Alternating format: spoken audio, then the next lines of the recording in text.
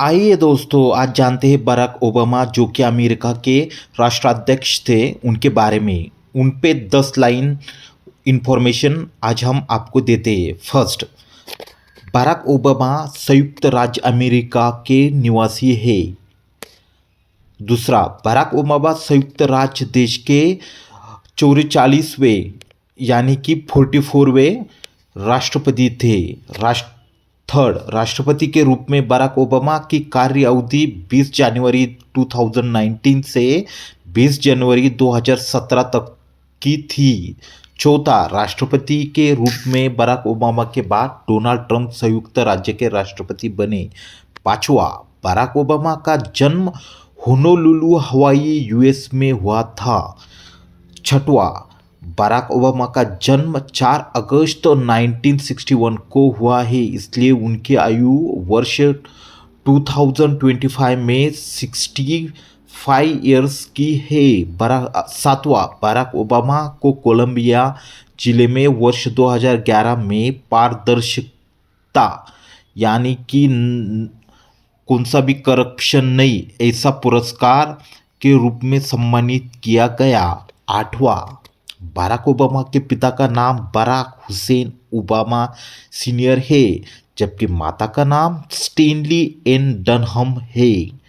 नौवां, Barack Obama एक लेखक, पॉलिटिशियन और वकील भी है।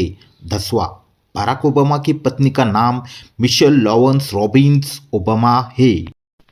आइए दोस्तों, और जानते हैं बराक ओबामा इनके निजी लाइफ के बारे में। बराक ओबामा की 2 बेटियां हैं जिनका नाम मालिया और साशा है, और उनके पत्नी का नाम जैसे पहले भी बताया गया है मिशेल लॉन रॉबिन्स ओबामा है।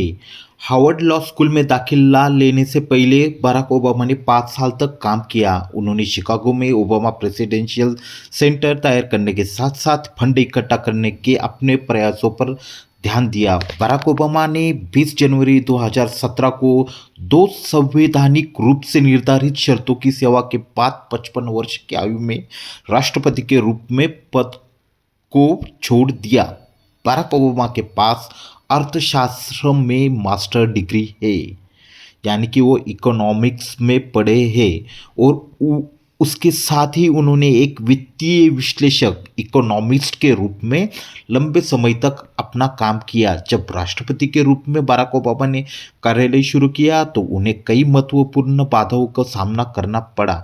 उन्होंने कानून में ही डिग्री ली। कानून में डिग्री हासिल करने के बाद ओबामा शिकागो चले गए और एक डेमोक्रेटिक पार्टी में शामिल हो गए, यानी कि उनकी पार्टी कौन सी थी, तो उनकी पार्टी डेमोक्रेटिक पार्टी थी। 1997 में, यानी कि जब वो राष्ट्राध्यक्ष बने नहीं थे, वो 13वें जिले के प्रतिनिधित्व करने के लिए इलिनॉय सीनेट के लिए चुने गए थे। इस पद पर वो 2004 तक रहे। बराक ओबामा दुनिया के सबसे शक्तिशाली व्यक्तियों में से साथ साथ होने के बाद वो एक अद्वितीय व्यक्ति भी रहे हैं, यानी कि उन पे नो करप्शन और काफ़ी सादा व्यक्तिमत्व का आशय किया जाता है। अंतर्राष्ट्रीय कूटनीति के साथ साथ लोगों के बीच बातचीत में उनके उत्कृष्ट योगदान के लिए उन्हें 2009 में नोबेल शांति पुरस्कार भी दिया गया है। संयुक्त राज्य अमेरिका में अपनी अध्यक्षता के दौरान मीन्स उनके कार्यकाल के दौरान उन्होंने राजनीतिक, सुरक्षा, सामाजिक, आर्थिक क्षेत्रों में, स्वास्थ्य और देखभाल, इन क्षेत्रों में महत्वपूर्ण सुधार किया गया। जब वो राष्ट्राध्यक्ष बने तो उनको 53% से अधिक लोकप्रिय वोटों के साथ साथ 365 इलेक्टोरल वोटों के साथ राष्ट्रपति चुना गया था।